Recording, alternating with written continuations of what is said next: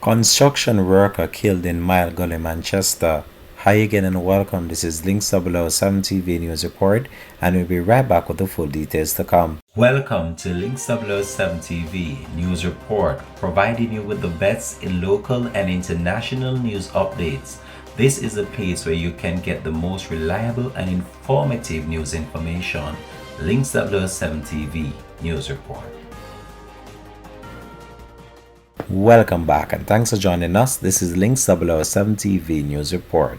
The Manchester police are investigating the death of a construction worker who was shot and killed by a gunman in Gully, Manchester on Sunday, April the 3rd. He has been identified as 28-year-old Kimani Bryan of the same address.